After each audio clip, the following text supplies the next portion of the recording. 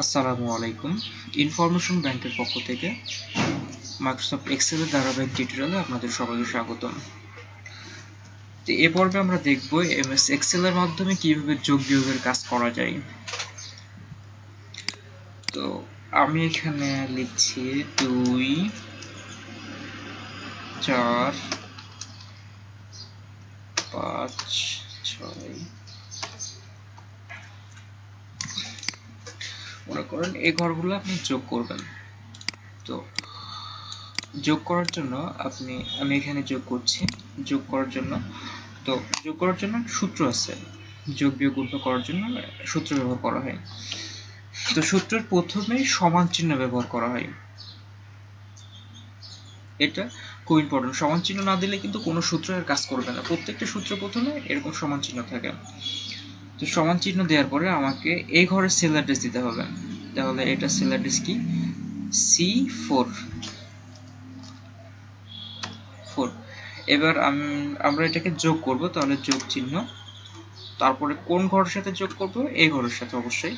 তাহলে D4।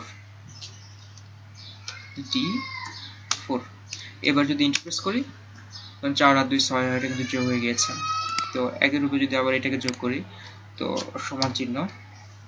তো এরকম দেখে সেল অ্যাড্রেস দেওয়া কিন্তু একটু কষ্টের ব্যাপার। আমি যদি সরাসরি এখানে ক্লিক করি, এর সেল অ্যাড্রেসটা এখানে চলে আসবে, প্লাস চিহ্ন। আবার এর সাথে যে সংখ্যাটা যোগ করব সেই সেল অ্যাড্রেসটা যদি আবার দিই, তাহলে এটাতে আবার ক্লিক করে এন্টার চাপলে এটা যোগ হয়ে যাবে। তো এখন বিষয় হচ্ছে এক্সেলের মাধ্যমে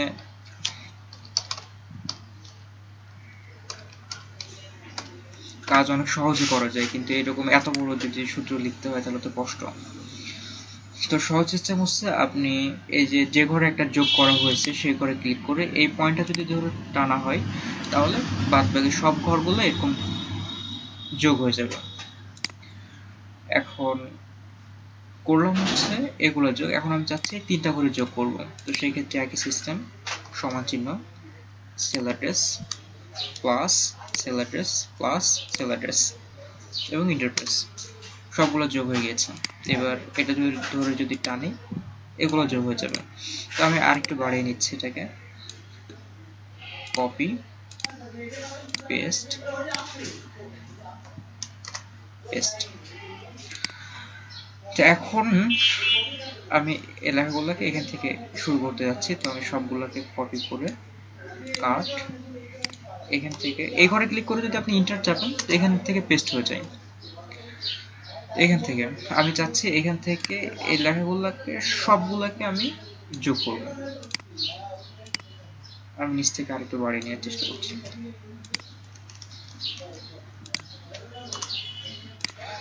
এখান থেকে দেখা গেল আমি সব যোগ করবো। এখন আমি যদি এই প্লাস চিহ্ন দিয়ে এরকম একটা একটা করে দিই, তাহলে কিন্তু সময় ব্যাপার হয়ে যায়। যদিও তাড়াতাড়ি, তারপরও সময় ব্যাপার। আরো সহজ সিস্টেম আছে। তো সেটা হচ্ছে, আমাকে সমান চিহ্ন দিয়ে যোগ করার ক্ষেত্রে লিখতে হবে SUM। সাম লেখার পরে ফার্স্ট ব্র্যাকেট দেওয়ার পরে প্রথম যে ঘরটা যোগ করতে চাই সেই ঘরের সেল অ্যাড্রেস। তো এই ঘরের সেল অ্যাড্রেস দিতে হবে A4। এখানে ক্লিক করলে এখানে সরাসরি চলে আসবে। এরপরে এখানে ক্লোন দিতে হবে, ক্লোন দেওয়ার পরে লাস্ট যে ঘরটা থাকবে সেই ঘরটার সেল অ্যাড্রেস দিতে হবে। তো লাস্ট হচ্ছে L4। আমি এই ঘরটাতে ক্লিক করছি, A4 এবং L4 এবং ব্র্যাকেট ক্লোজ করার পরে যদি আমি ইন্টারপ্রেস করি, তো দেখুন যোগ হয়ে গিয়েছে। এবার এই ঘরটাকে যদি টানি, সবগুলো যোগ হয়ে যাবে।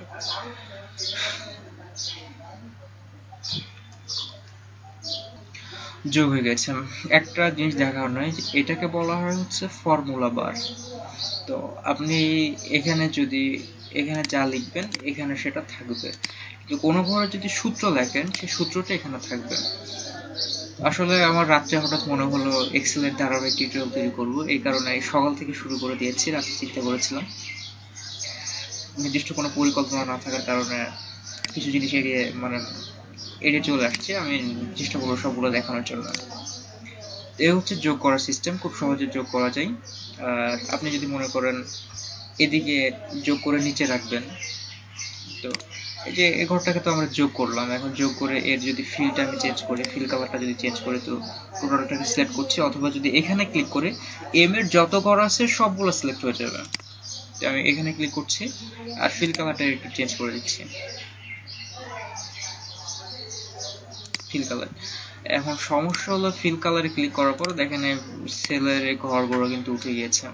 এখন এর জন্য আমি আবার সিলেক্ট করছি, এখান থেকে যে বর্ডার, অল বর্ডারটা যদি দিয়ে দিই, এখানে বর্ডার কিন্তু চলে এসছে, ঘরটা আবার চলে এসছে। এবার আমি চাচ্ছি লেখাগুলোকে এদিকে এদিকে যোগ করতে, তো আমি ফিল কালারটা একটু চেঞ্জ করে নিচ্ছি।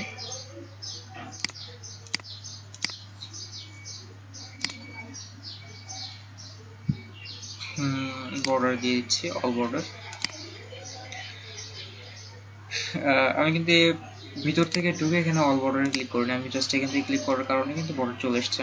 এখানে লক্ষ্য করার বিষয় হচ্ছে যে এখানে দেখেন অল বর্ডারটা সিলেক্ট করা আছে, এই কারণে অল বর্ডারে ক্লিক করলে এখানে অল বর্ডারটা চলে আসছে।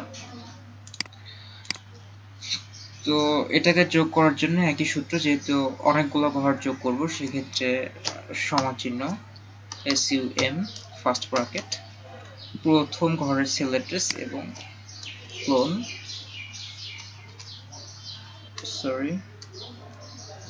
আর শেষ ঘরের sell address, bracket close, enter. এটা যোগ হয়ে গেছে। আবার এই ঘরটা ক্লিক করে যদি এই বরাবর টানি, সবগুলো যোগ হয়ে গেছে।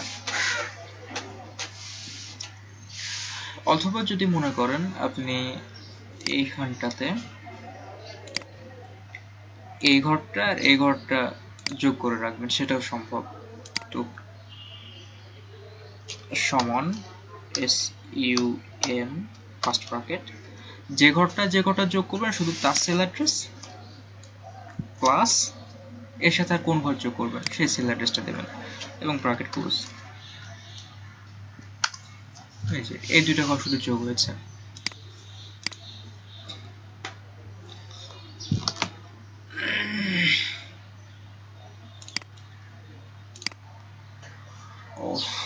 সরি, অল সিলেক্ট করার পরে যদি আমি ডিলিট চাপি তাহলে কিন্তু শুধু লেখাগুলো ডিলিট হবে, এই যে। আর এই যে ফিল কালারগুলো কিন্তু আমার থেকে গিয়েছে। আরেকটা অপশন আছে, সেটা হচ্ছে আন্ডো এবং রিডো। আন্ডোর কাজ হচ্ছে ফিরে আনা, রিডোর কাজ হচ্ছে আবার অবস্থায় নিয়ে যাওয়া। যেটা হচ্ছে আন্ডো, আন্ডোতে যদি ক্লিক করি আগের অবস্থায় ফিরে আসবে, রিডোতে যদি ক্লিক করি আবার ওই অবস্থায় ফিরে যাবে। আন্ডো করে আমি ফিরে নিয়ে আসছি। আর যদি মনে করি আমি টোটাল ধরে ডিলিট করে দিতে চাই, মানে সব আগের অবস্থায় নিয়ে আসতে চাই, তো জাস্ট যেখানে ক্লিয়ার আছে ক্লিয়ারে ক্লিক করার পরে ক্লিয়ার অল যদি ক্লিক করি, দেখুন সব আগের অবস্থায় চলে এসেছে। তো এখন দেখবো বিয়োগ কিভাবে করা যায়, জাস্ট বিয়োগেরও একই সিস্টেম।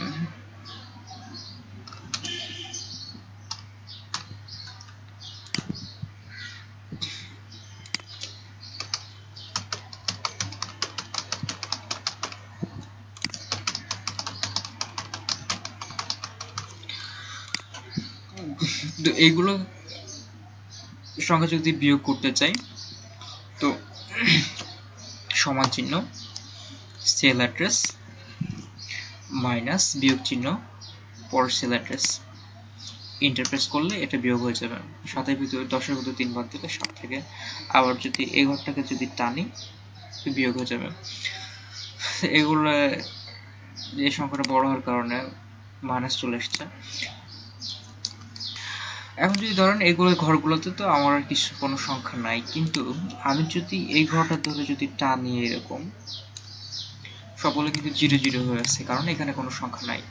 এখন এখানে যদি আমি কোনো সংখ্যা দিলে এটা অটোমেটিক আবার বিয়োগ হয়ে যাবে। এই যে দেখেন এখানে কিন্তু আমি আরেকবার দেখাচ্ছি,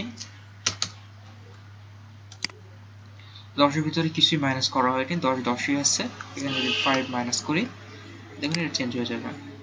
10 এর ভিতরে 5 বাদ দিলে 5 থাকে, চেঞ্জ হয়ে যাচ্ছে। অনুরূপ এই ঘরটাকে যদি আপনি এই সংখ্যাটাকে আবার চেঞ্জ করেন, 8 করি, দেখুন এটা চেঞ্জ হয়ে গেছে।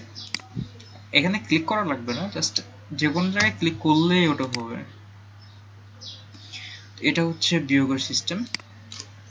আমি অল ক্লিয়ার করেছি, কন্ট্রোল এ, ক্লিয়ার, অল ক্লিয়ার। গুণের সিস্টেমটা 1 5 2।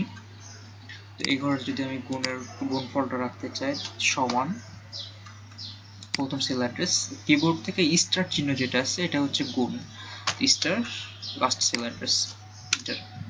5 2 10।